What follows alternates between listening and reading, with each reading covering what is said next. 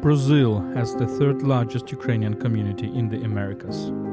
Over 500,000 Brazilians have Ukrainian origins, with most of them descendants of 19th century labor migrants.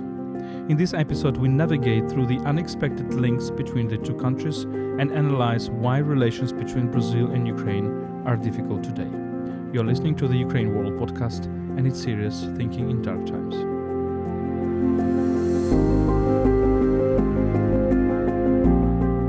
My name is Volodymyr Yermolenko, I'm a Ukrainian philosopher, chief editor of UkraineWorld and president of Pan-Ukraine. This episode is a recording of a conversation at the Pan-Ukraine UkraineWorld event, which took place in September 2024. This was a conversation with Brazilian journalist Sérgio Utsch and Flávia Tavares, and with Brazilian filmmaker of Ukrainian origins, Guto Pasko. Before we start, let me remind you that UkraineWorld is brought to you by Internews Ukraine, one of Ukraine's largest media NGOs. You can support our work at patreon.com/UkraineWorld. You can also support our volunteer trips to the war zones at PayPal, ukraine.resisting@gmail.com. You can find these links in the description of this episode. This episode is produced in partnership with the Ukrainian Institute, the country's major public and cultural diplomacy institution.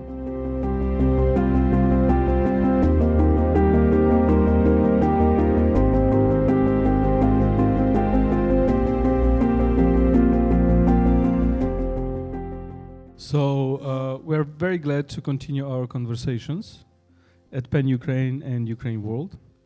And now we have the amazing people from Brazil who did a courageous trip to Ukraine, and a very long trip. And we always, when we welcome people from the outside, we applaud the courage and solidarity of these people who are coming. So please give our guests a huge round of applause.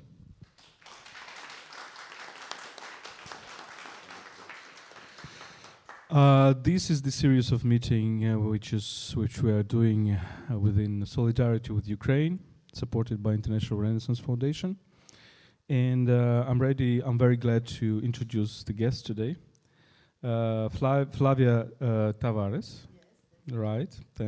Sorry for making mistakes if I do. Who is a Brazilian journalist and editor-in-chief of Meio, and a journalist with more than 20 years of career, who worked for newspaper Estácio, for Época magazine, for CNN Brazil, who was editor-in-chief of the site, and who was is covering politics and human rights. Flávia, thank you so much for being here. Sérgio Utsch, journalist since many years, who worked for print media, for radio, for main TV stations in Brazil, who is also senior European correspondent since 2011, based in London and covering lots of very important events globally, including the wars, including the Russian aggression to Ukraine, who was covering also Syria and Iraq. And I was told it's the 7th time in Ukraine for you. Is it correct? Yeah, thank you so much. And for example, also in 2016, he directed the independent short documentary called The Boy Who Made a Museum. Please welcome. And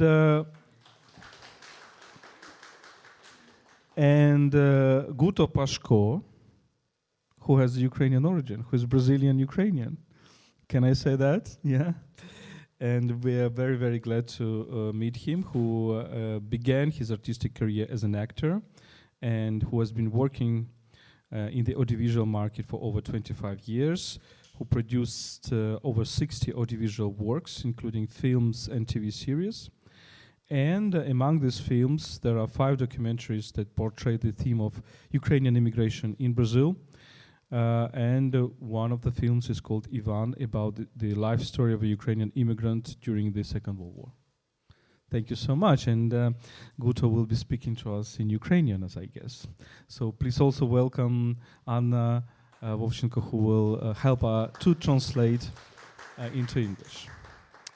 And we are very pleased to have the Brazilian ambassador here in our place. Thank you so much, Your Excellency, for being here. So we make this conversation in English and part in Ukrainian.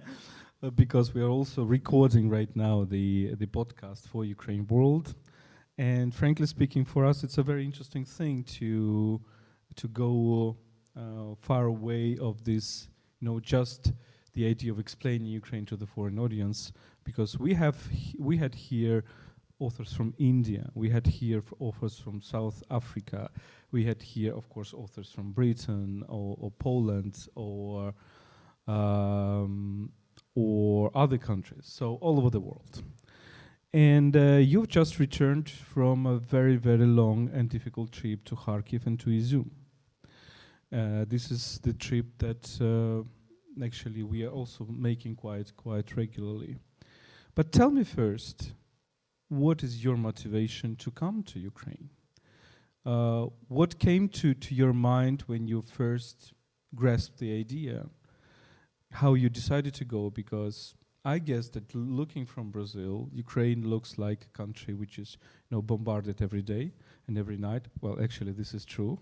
But as you might see that it's quite possible to continue to live here. Flavia, let's start with you.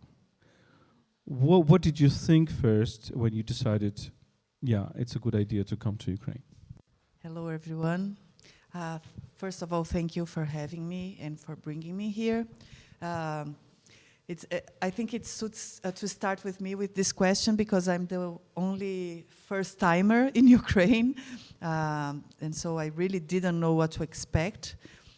It's also my first time in a country who is a war zone, so I'm not a war correspondent or anything like that. I cannot lie that I am, although I've covered other sorts of human tragedies, but never war. So I have to be honest about that. And that's why, with this background, I was probably much more afraid than my fellow Brazilian friends. Because I'm also a mother, and my daughter, beautiful daughter, is 7 years old. And so I thought for a second, if I was younger, if I didn't have her, probably I would have said yes without thinking. But because of her, I thought for a second. And as I told our friends here in Penn, yes, I thought that I would be in constant danger. I was afraid I would be in constant danger, and it certainly surprises me that, especially in Kyiv, that life goes on in such a beautiful way.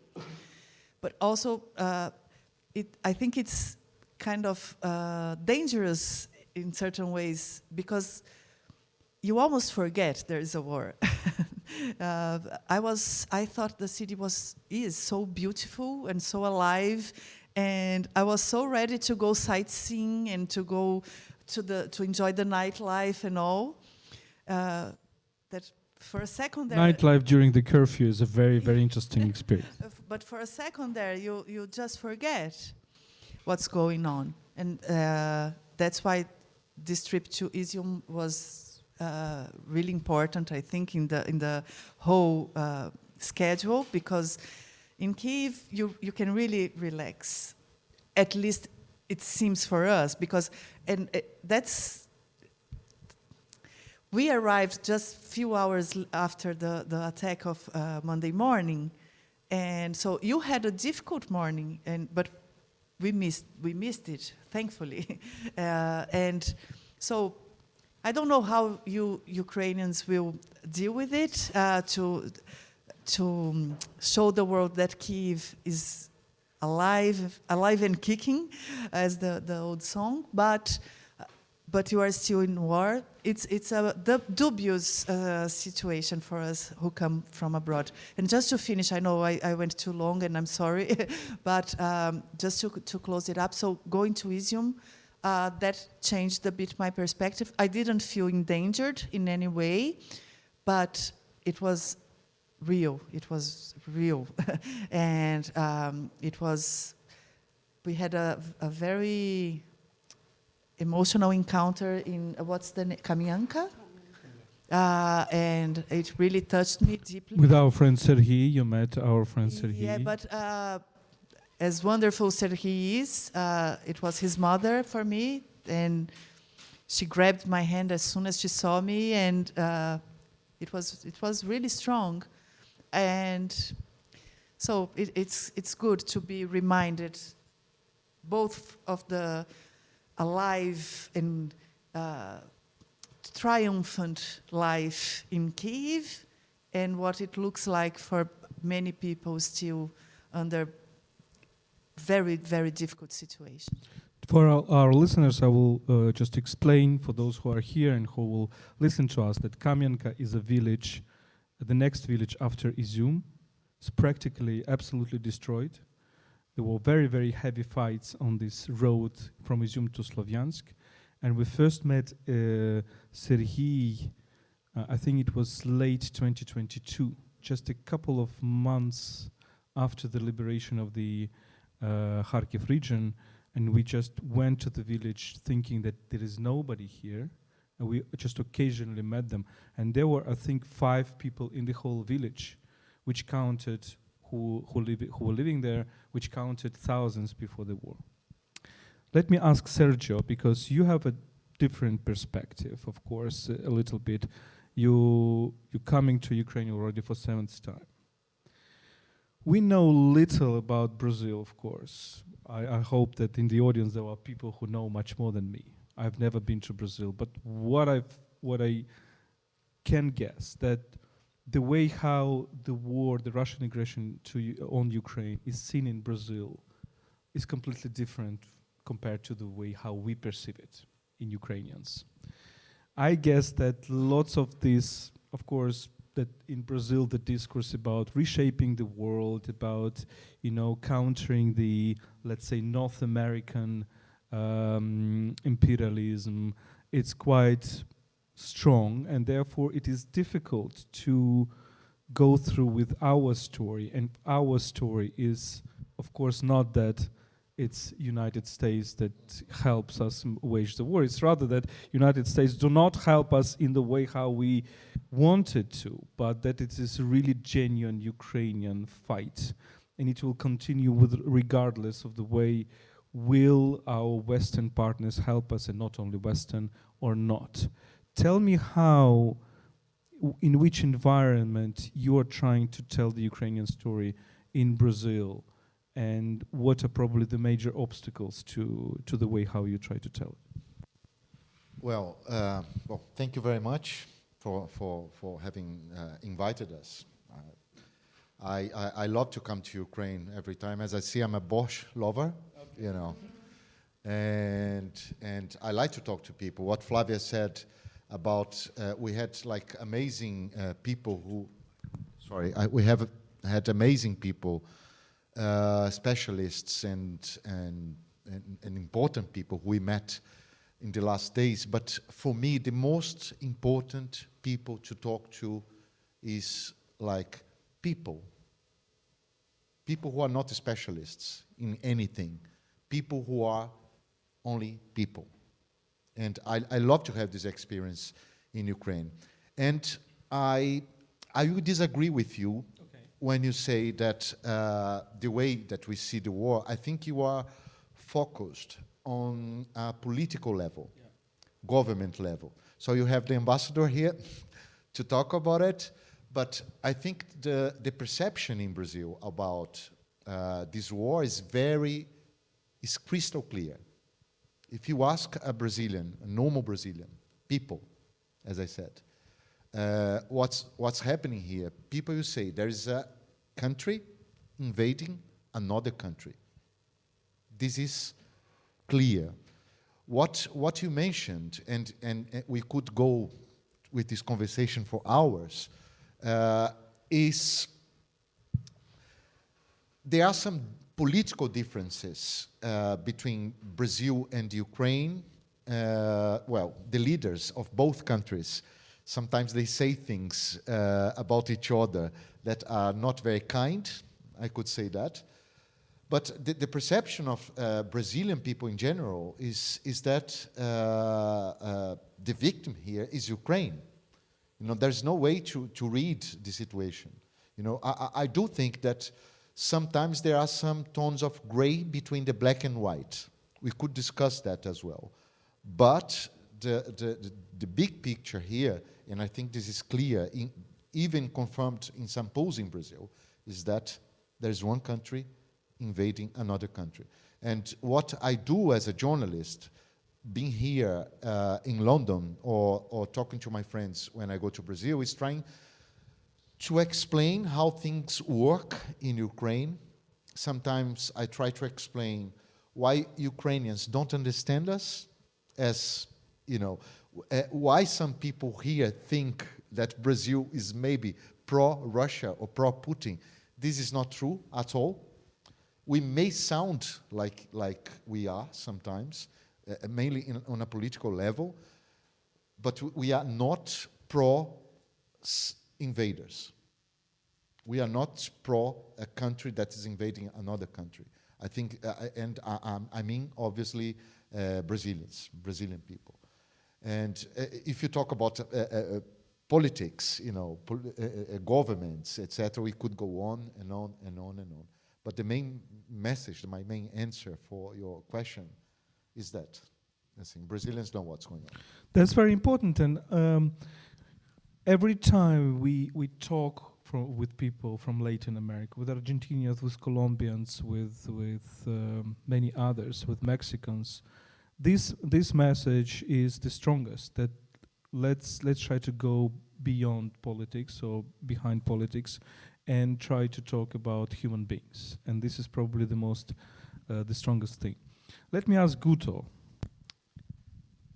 You are Brazilian Ukrainian, and correct me if I'm wrong, but if I'm not mistaken, in Brazil you have the third largest Ukrainian community in all Americas, in Northern and Southern, and maybe the biggest in Latin America, Southern America. Is it right?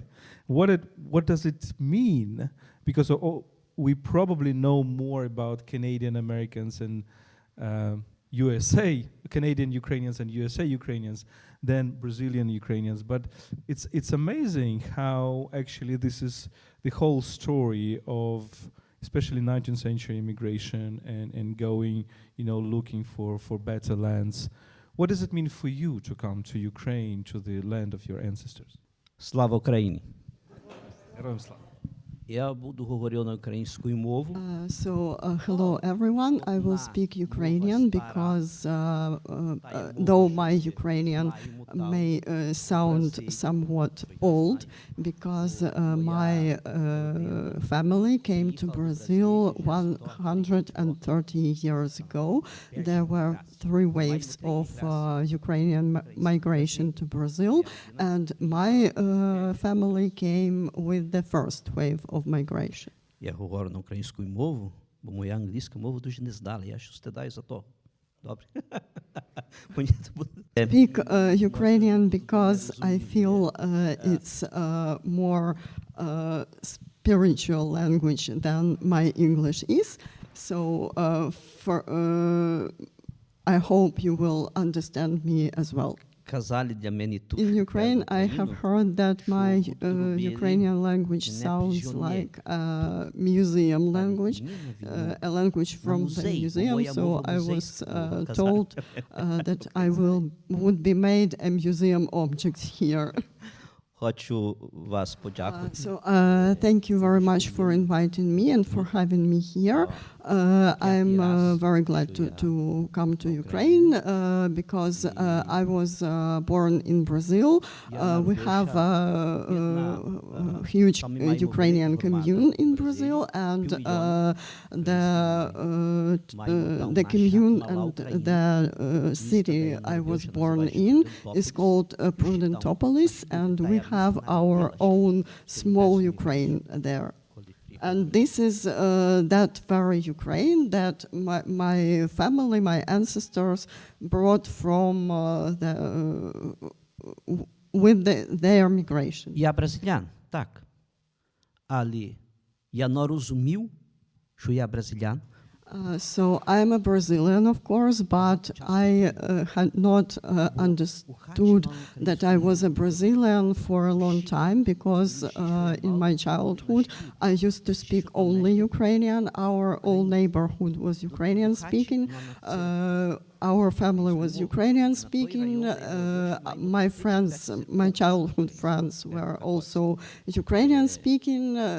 Our Ukrainian church was also Ukrainian speaking. By the way, we have in our commune, in our neighborhood, 35 Greek Catholic Ukrainian churches. So it took me a lot of time to actually realize that I was a Brazilian, and I started to realize that when I was sent to school. Então, o So until I turned 8 years old, I did not speak Portuguese. And it was my grandfather who spoke to me all along about Ukraine. He used to tell me his stories about Ukraine while drinking shot after shot of vodka, one shot, one story. So, and this is how it went. He told me many stories about Ukraine, how it used to be in Ukraine, though my grandfather was also born in Brazil, because it was my grandfather who came to Brazil first with his fathers when he had only 1 year old, when he was only 1 year old, and he was killed in Brazil, and his story and our story was eventually buried on the cemetery together with him. І потім для мене то було проблема. Бо я перший актор, моя перша So I felt this a problem because when I started my career in cinema, I did not at all knew which was my history actually, which was my story, because nobody in our family had already remembered the true story which was brought from Ukraine. All the older in our family remembered, but after they deceased, there was no traces of our true story left. So I started to making films just to find out what was my story as a Ukrainian. And as Volodymyr said, I made 64 films as a director and producer, and among them 5 were devoted to the issue of my own Ukrainian story. I wanted just to grasp our Ukrainian history. Тоді зробив той 5 фільмів. Перший, каже, наша велика історія, за той 3 міграції, коли були, чому були, як то були, хто приїхав. So I made those 5 films about Ukrainian migration to Brazil. My first film from that range was devoted to the wider topic of Ukrainian migration to Brazil, to the first wave of the migration, and my 5th film was devoted actually to the story of my family. My mother was a descendant from the Lviv region, from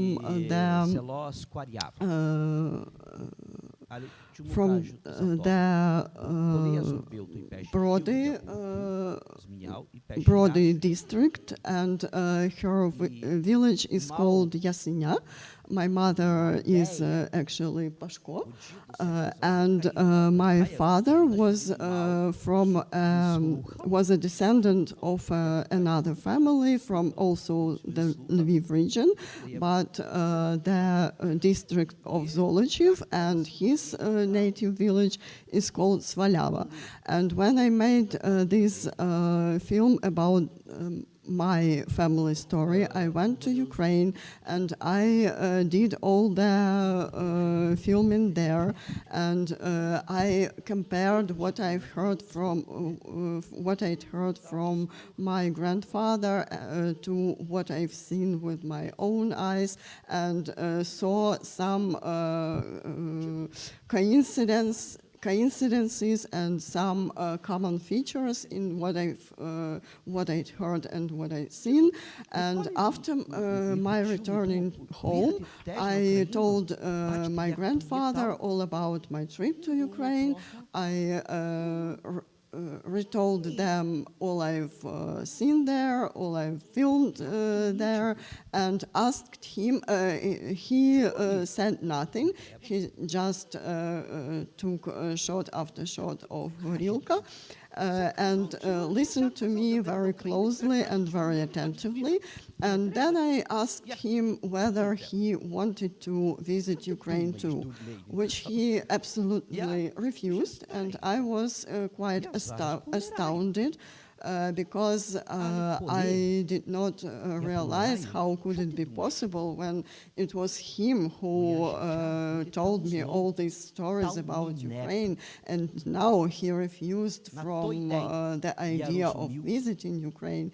And I asked him how was it possible, to which he replied that he was an old man already and he was already preparing to die, but he said that the day he dies, his soul will live in Ukraine again, because Ukraine is his personal heaven.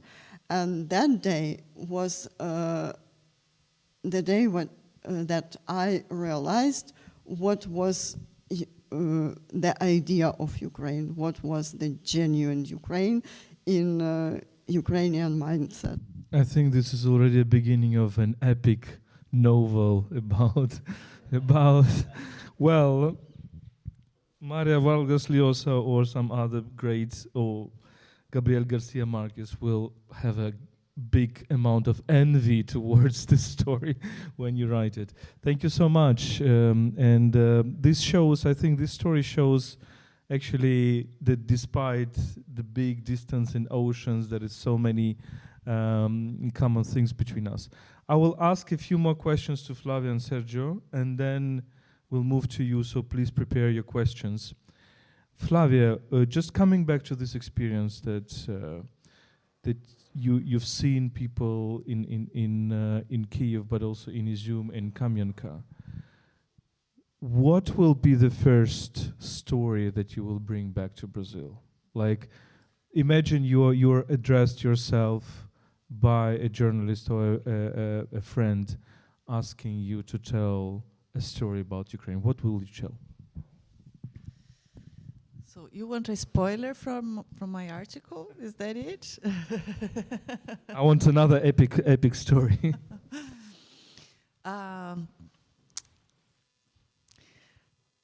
It's funny because it's probably going to be different in a bar table with a drink than what will go to the paper. Not the stories itself, but maybe the order of it. Because in my article, I'm sure going to try to encapsulate all these amazing conversations we had, and this effort we saw of Ukrainian people trying to convey the message of their identity, of their national sense of the country, of the people.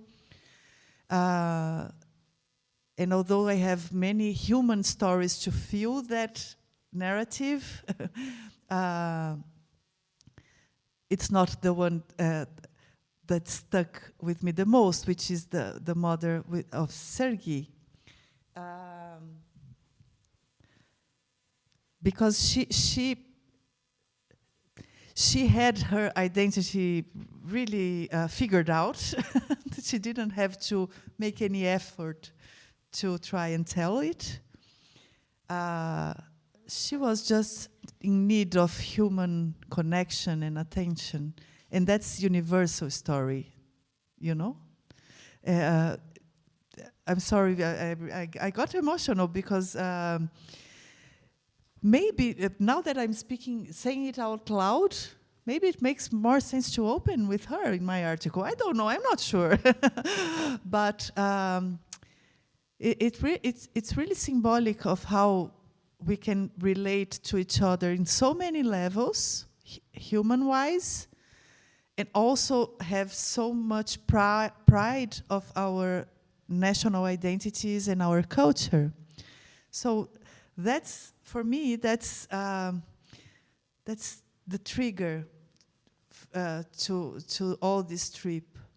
And if I may, I know I already spoke too much, but Guto has opened a precedent. No, I want to elaborate on what Sérgio said, because I'm a politics reporter. And I was going to ask you a question about politics. I'm sorry. No, it's okay. But let me first ask just a very brief question, very human. I once asked a Argentinian journalist, Carolina Moroso, on my podcast. She wrote a book about Ukraine and the war, and asked her, what is the thing that connects you the most, like Argentinian society and Ukrainian society? She said the role of women in families and in society. You're also telling me about Serhi's mother, and I know this person, and I know what exactly strikes you, because there is certain even archetypical thing in herself. Will you agree with Carolina about that? Yes. It's one of the things I noticed the most in Kyiv before going there was how many women were walking around the streets with their daughters. That caught my attention because of my own personal history. Of course, we tend to see things that relate to us the most, but also with their sons. But I saw so many beautiful little girls, and I thought about what will be the future for them here, and how strong they have to be. And then we met, please remind me of her name, the soldier, the drone operator, Lessa. I'm sorry, I'm very bad with names, but I will never forget her, but I forgot her name. She's also a mother. She's in the front line, although her job is not one of contact, but it's still frontline, very dangerous, And she has a daughter, and her daughter wanted to join her in the army, and she said she wouldn't let her. And she was like, the daughter is an adult, she's 28 years old, and I so related to that. And so what I'm trying to, summing it up, I don't know how much of a patriarchal society Ukraine is. I asked Lessa that, and she said it's a lot. But I'm sure that although mostly men that goes to the front line in the military will have their heroic stories and their patriarchal confirmation in certain ways, the struggle that women have to go by to manage what's going on is certainly a story worth telling, and it will probably shape next generations. And I promised to ask you a question about politics. So, in Ukraine, we have a perception of BRICS, that it is a kind of a coalition which is not sympathetic to Ukraine. Not because there is Russia, but also because there is China. And there is a lot of discussion, for example, in Ukraine of the role of China. I've just came back from the front line and asking with soldiers, so the role of China here in this war is very, very ambiguous. Because technologically, we all depend on China, unfortunately. But we have this impression that BRICS is not strong enough with Russia on this war. and Brazil and South Africa and India, well, China is a part, right? China is playing its whole game. Would you agree with this? I think we have to divide this conversation in two aspects. First of all, it's the tradition of Brazilian diplomacy. And I say that because apart from BRICS, our diplomacy was built and is still very strong conviction that we don't follow anyone. We try to be our own men, to be patriarchal. But mostly our diplomatic tradition is one of independent and peace. It's the first thing we always will say. And to sustain that, it's very hard to take sides, because in the minute you take side, you are not at peace anymore with the other part. So we have never been to war as a protagonist, and that's something about. No, we have we have like one massacre in our story 200 years ago. Yeah. It's not even fair to call it a war. We went there and we massacred some Paraguay people, and it's not something to be proud of at all. But anyway, what I mean is, it's our tradition not to express sides right away or at all. Having said that, since Lula, in the first round of his government, his foreign politics was always very much focused on Global South, and although having great connections with the US, with Barack Obama especially, he had a great relationship with him. Bush. And Bush, yes. He always tried to enlarge those connections so that we wouldn't be so dependent of the United States power, which is huge in America. It's like overwhelming. And they helped our dictatorship, and so it's a long history of trying not to be under their toe. And last but not least, you might remember that Bolsonaro didn't support Ukraine either. And that's because China and Russia nowadays have a very ambiguous position in the world, ideologically speaking. They are both dictatorships,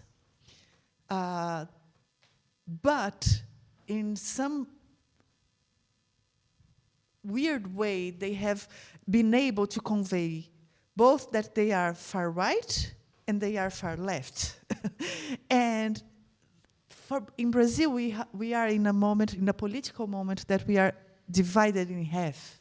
Our population is half right leaning to far right and half center leaning to left. Far left is this size.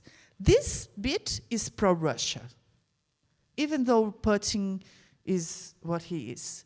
This little piece of Brazil, but it's really small. It's like 2%, 3%. If they think Mother Russia, communism, it's old stuff. But it's not relevant in the public discourse. But the half that is center to the left, summing it up, I'm so sorry, I got carried, but summing it up, ideologically, it's very hard for people who are engaged in politics to see Putin and China, Russia and China, clearly as for what they are right now, because of history, because of their propaganda, because of affiliations, personal affiliations, and all that. And Ukraine comes in the middle of that. The invasion that is happening here comes in the middle of that, comes in the middle of Russia speaking about NATO, and Brazilians think, oh my God, so they're pushing. No, but wait, the US has to protect this. It's all very confusing. It's all very filled with misinformation.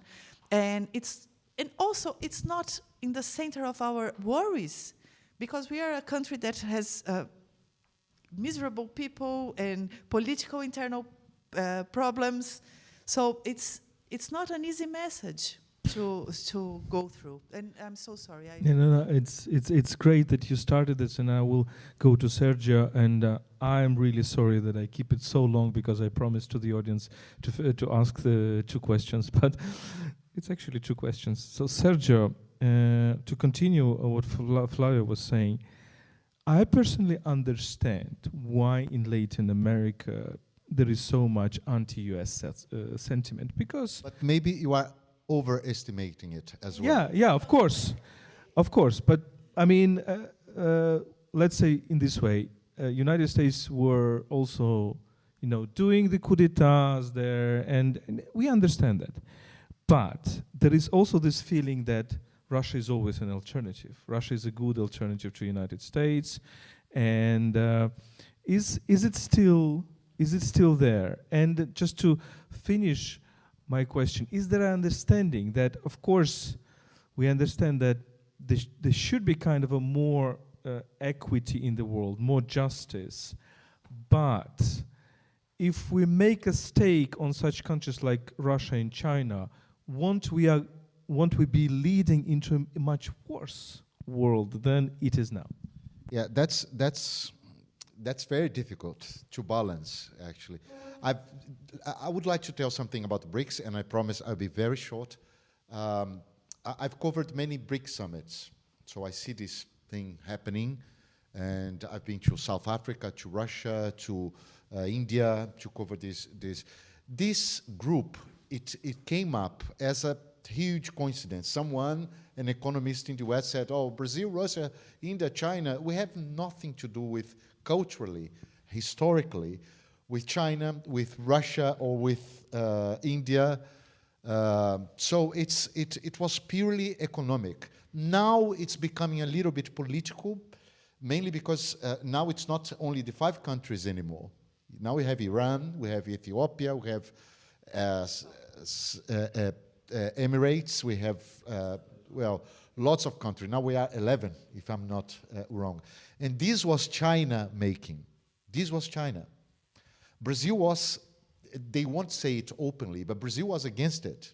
Brazil didn't want to open the BRICS because Brazilians knew they would lose control. They would lose power.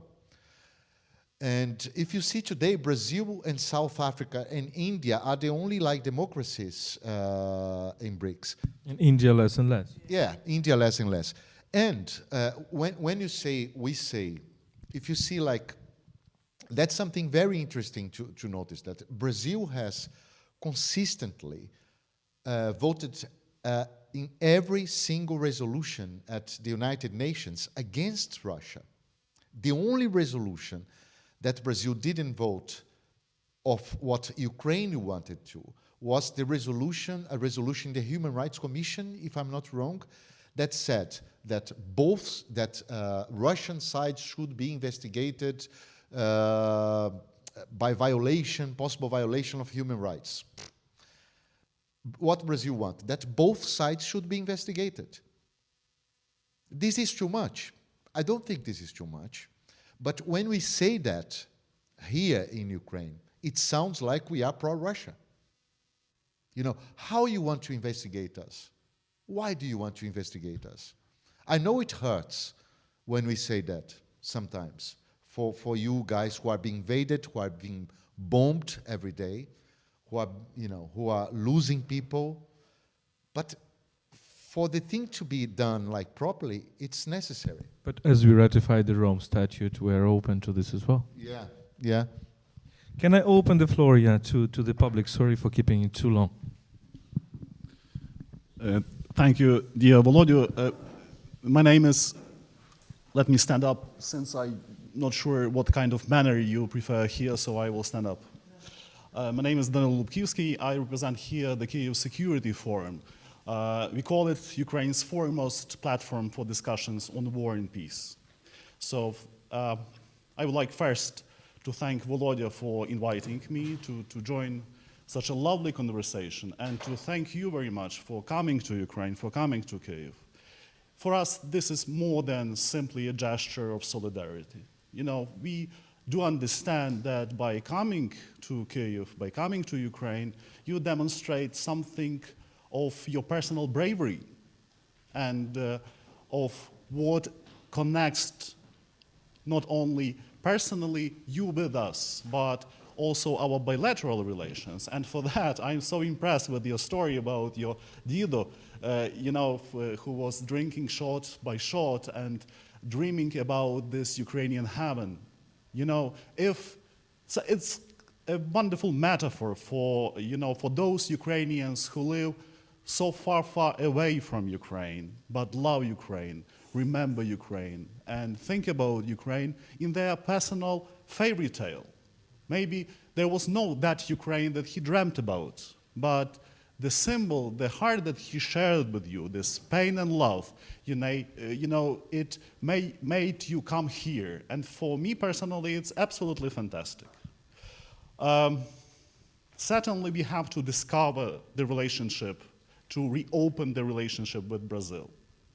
Unfortunately, Brazil is a known country for Ukraine in many senses. However, a lot of people know what Brazil is about.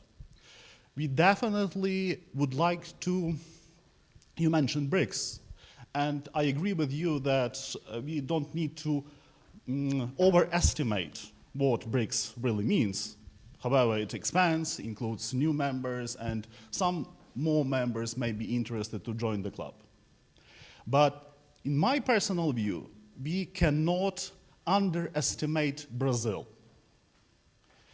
since we believe that one day Brazil will join the permanent council of the United Nations Security Council as the permanent member. You have to play a leading role. And here comes a risky question, a tricky one. We don't call you to choose the sides.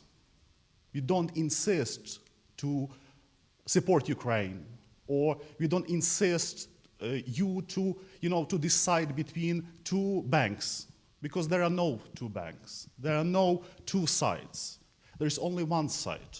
The side is called the international law.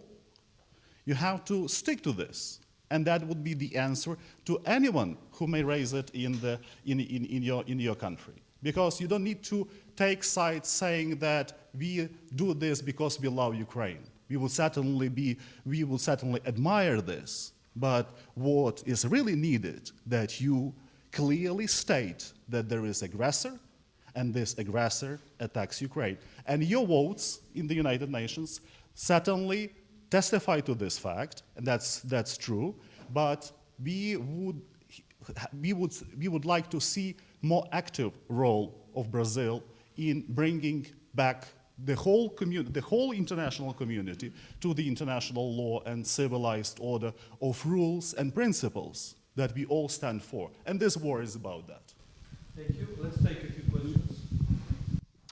Thank you for this very interesting and important discussion for coming to Ukraine. My name is Ivan Fechko. I am expert of Latin American program of Foreign Policy Council Ukrainian Prism.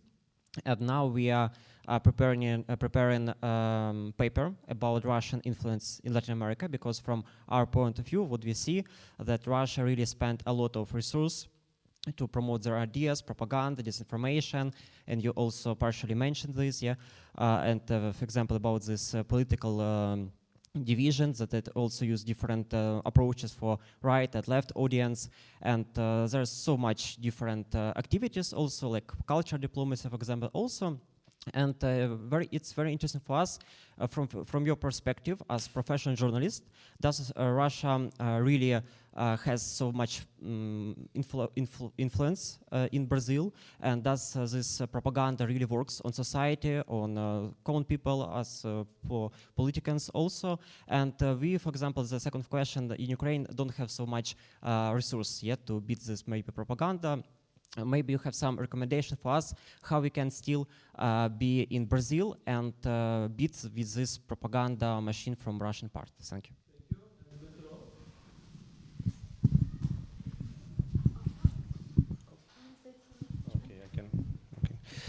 Hello, my name is Dmitro Shulga. I'm from International Renaissance Foundation, which is a Ukrainian Open Society Foundation in Ukraine.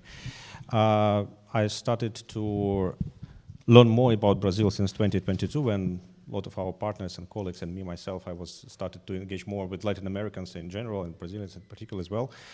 We felt really kind of compassion, kind of solidarity on human level.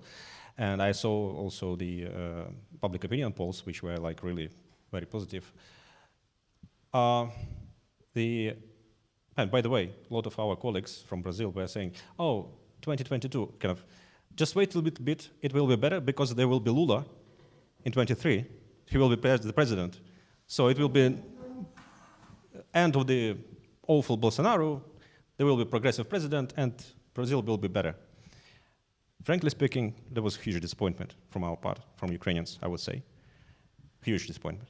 Because of all the things Lula said, and all the things he's done or has not done in foreign policy towards our conflict. You said that Brazil is kind of always in peace with everyone. Come on, Brazil was the only Latin American country who participated in the 2 world wars. In World War I and World War II, on the side of, actually in World War II even militarily, kind of sent Brazilian corps. By the way, we know it was kind of, actually, yeah, we can go into history like how it happened, basically because of the influence of the US. Bad US, but kind of somehow it helped to be on the right side of the story for Brazil. But, and by the way, now Brazil openly sided with Palestine against Israel. Choose sides. But I think that it's rather example of Brazil caring about something, but not really caring about anything else. And Ukraine, Russia, frankly speaking, as I understood, basically is not really interesting for Brazilian, well, president, I think, first of all, maybe not foreign policy, but president. And last point, the General Assembly resolutions, exactly. The paradox is that what was written in these resolutions? What is written in these resolutions? How they are named? What is written? What is the demand of these resolutions? The resolutions of the General Assembly, several of them, which were passed in 22-23, said that this is aggression, openly said that, confirmation that this is Russian aggression against Ukraine. And what is demanded? Immediate withdrawal of Russian troops from all the territory of Ukraine in the internationally recognized borders. Full stop. This is the action plan. This is the peace plan. And Lula never, ever repeated this or ever be able to repeat this. And that's why I think that he doesn't care at all of what Brazil actually voted in the General Assembly. And this, frankly speaking, undermines, in my perception, his claim for Brazil to be a real foreign policy player able to claim the membership of the Security Council. Come on, let's be frank about it. I understand that I'm talking this from perspective of understanding that we really, as people, share common values. This is a huge disappointment because I hoped that Brazil would be like really on the bright side, on the side of the international law, on the side of humanity. And unfortunately, this is a big disappointment about it. Let me just point something very important. We are not representatives of the Brazilian government. We are not. I am the one who questioned the president about it. I questioned him many times about this issue. And may I disagree? He had said, Brazil, he had said clearly, not as you wished, and I completely understand your disappointment. Maybe I'll be disappointed as yourself, because he said many things that sound very pro-Russia sometimes. But he said, Brazil condemned the invasion of another country. Brazil, he said, the minister said, etc. But I know how it sounds. I understand you completely. But let's continue. There is a question of international law. And just to follow up on Danilo's question, when we talk to our friends from South America, Latin America, we understand how important international law and unviolability of borders is for you. Because if you, I always say this to Latin American friends, if you apply the concept of Ruski mir, Russian world, to Latin America, meaning that wherever people speak one language should be one country, of course it concerns rather the Spanish-speaking countries, there will be catastrophe for Latin America. So how important this argument of international law is for Brazil? I think it's important. That's what, Flávia has said this before. Brazil has a very strong diplomatic tradition. That's something that's very good in Brazil, is diplomacy. And sometimes it's completely different from what the presidents say. Like, you might not remember, but I was there in Moscow days before the big scale invasion, because President Bolsonaro was there. And Bolsonaro said to Putin, like, we have solidarity with Russia. How did that sound? It sounds like we are okay with Russia doing whatever, But if you see what the diplomats say, what Brazilian diplomacy does, it's different. So I know it's a contradiction. It shouldn't be like that. It should be like one voice, one thing. But unfortunately, we have this noise in the official speech. I understand your impressions about Lula. I completely understand. But at the same time, talking to Ukrainians as much as I do, sometimes I think you guys expect that Brazil would do exactly the same of Europeans and North Americans. We won't, in any moment. We might agree with them. We might agree with them on international law, on important issues. But we have our own tradition, and we might condemn, like as it happened. We condemned the invasion of. Actually, I hate saying things as I was defending the government or defending, because I don't want to defend any government, Brazilian, Ukrainian, Russian, whatever. I'm here but I'm giving you facts, And there is a very important fact that sometimes what you expect, it's not what we are able to give. Like, I remember the first moments of this war, Ukrainians were expecting that Brazil would deliver weapons to Ukraine, would sanction Russia. I knew since the beginning, this won't happen. This won't happen at all. And I think this was the problem, one of the problems. But that's a very important also question for us, that sometimes Ukrainians, we ourselves sound too utopian. And one of the goals of these meetings is to give us also the sense of reality. But there was a question about Russian propaganda. Flavia, maybe you will comment, or Guto, maybe you will comment. I think there is something that brings the three questions together in a way that for us in Brazil, in the traditional media, this war has much, much less to do with Ukraine than it has to do with NATO and with the battle for space in Europe and who infringed the international law first regarding expanding NATO's I'm not contesting that. I'm telling you how it's perceived. It's something different. Yeah, it's not a...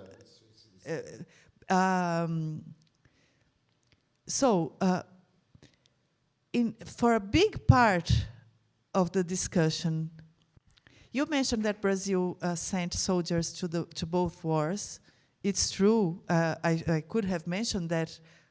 You know why I didn't? It's not because I wanted to withdraw information. It's because we don't even remember, because it's not relevant to us as a country. This connection we are making here, you have to understand, it's not, the war was huge in Brazilian media for the first months, and nowadays, really, it's getting less and less space since the war in Gaza, for instance, since our presidential election in the end of 2022 wore us out.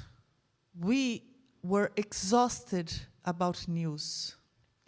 And we stopped, we as a people, not we as a journalists and intellectuals and all that, but so you ask what you could do to fight back the Russian narrative, the Russian propaganda and all that. First of all, the influence is US has a much bigger one, much bigger. We have problems with our history, but we are, how do you say, Americanophilus? Our country is much more adept to American culture, North American culture, than any other. We listen to American music, to American media. We consume American media from the films, series, all of that. So we are much more influenced by American narrative media than Russian, much more. The piece of Brazil that is influenced by some of the narrative from Russia, from their propaganda, is the left. And not, and the far right, and the far right. And it's not all of it. So Putin probably his machine got that the NATO narrative would get us. Not the identity one, not that, but they speak Russian, so they must, no. NATO is going too far. That's what partially stuck with the bit of Brazil that still is not convinced. Reminding Iraq, Afghanistan. Yeah. So people remember. For us, NATO is not going far enough. Yeah, well. That's the problem. But this is some cultural and historical difference, and sorry, I forgot your name, but that explains much more about Lula's behavior than him being able or not to take sides. He doesn't see Ukraine as the underdog as he sees Palestine, because our history is to be underdogs for the left, you know what I mean? So still, although he talks big sometimes, he says he was too aggressive to Zelensky in the beginning, and that was a very bad choice internally for him. Politically, it didn't go well with Brazilians. He paid for it, and he had to he didn't make amends because he's a proud politician, but he had to fall back a bit in his aggressiveness. And now, and just to finish, it's a subject that we could stay here for days. We can continue. We can continue. Yeah, in the after the official side. Okay, but just to finish, there's something that is beginning to change. He is after Venezuela now. He's having to come to terms with many of his international positions. It's not like he's going to change radically. He's a man from the old left in Brazil, and the old left in Brazil thinks of Russia with heart, not with anger, not with dislike. with the heart. But he's having to come to terms with the fact that there are people who say they are the left, and Putin doesn't even say that anymore, but are dictators and bloody, you know. I don't know if that answers you. Thank you. Guto? Я казав, що вони ж розуміють на політиці, né? So I have already told that it's them who are very smart about political issues, but as a Brazilian, I can tell that both Lula and Bolsonaro are a problem for Brazil, actually. And whoever it is, he makes a problem for the whole country. And actually in Brazil there are very not so many people that who are understanding the political issues well, and they just fight about that issues. They're severely arguing, but this doesn't mean real understanding. Я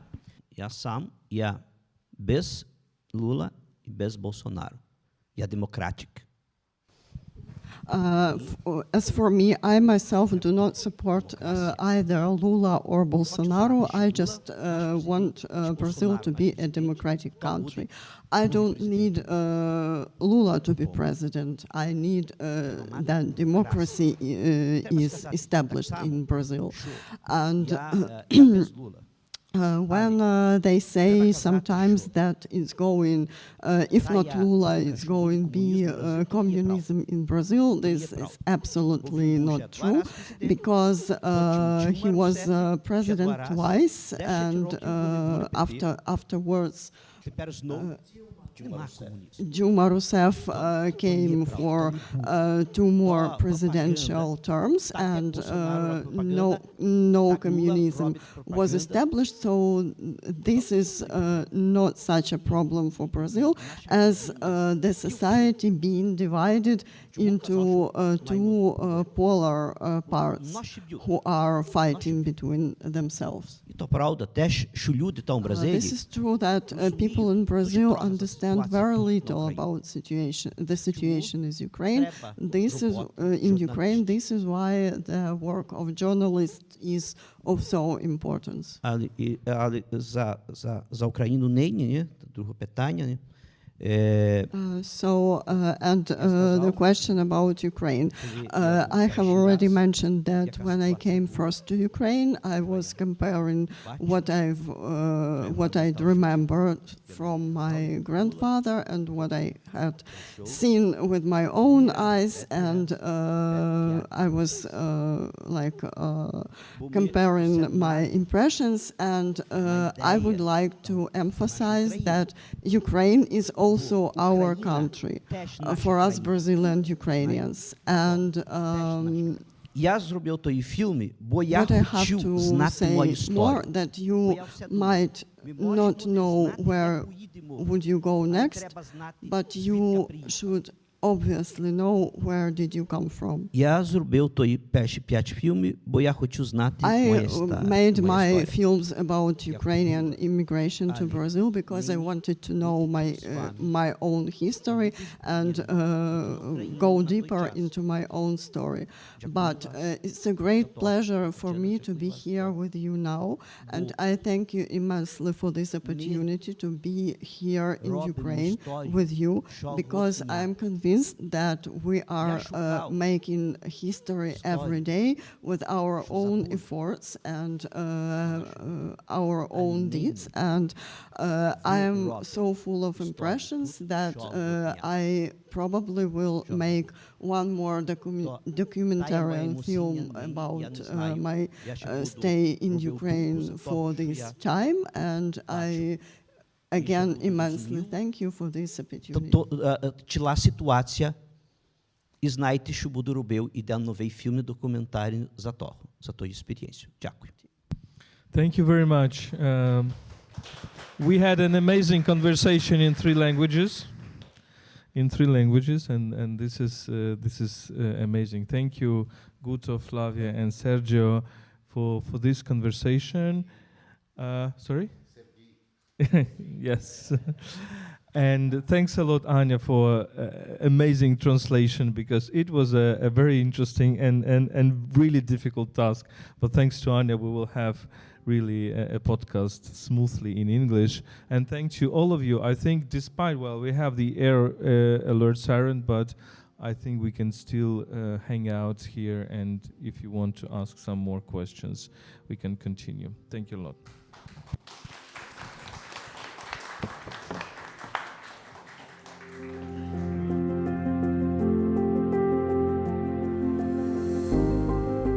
This was a podcast by UkraineWorld, a multilingual media about Ukraine. My name is Volodymyr Yermolenko. I'm a Ukrainian philosopher, journalist, and chief editor of UkraineWorld and president of PEN Ukraine. This episode was a recording of a conversation at the PEN Ukraine and UkraineWorld event, which took place in September 2024. Our conversation with Brazilian journalist Sérgio Utsch and Flávia Tavares, and with Brazilian filmmaker of Ukrainian origin Guto Pasko. Let me remind you that you can support UkraineWorld at patreon.com/UkraineWorld. You can also support our volunteer trips to the front lines at PayPal, Ukraine.resisting, gmail.com. Stay with us and stand with Ukraine.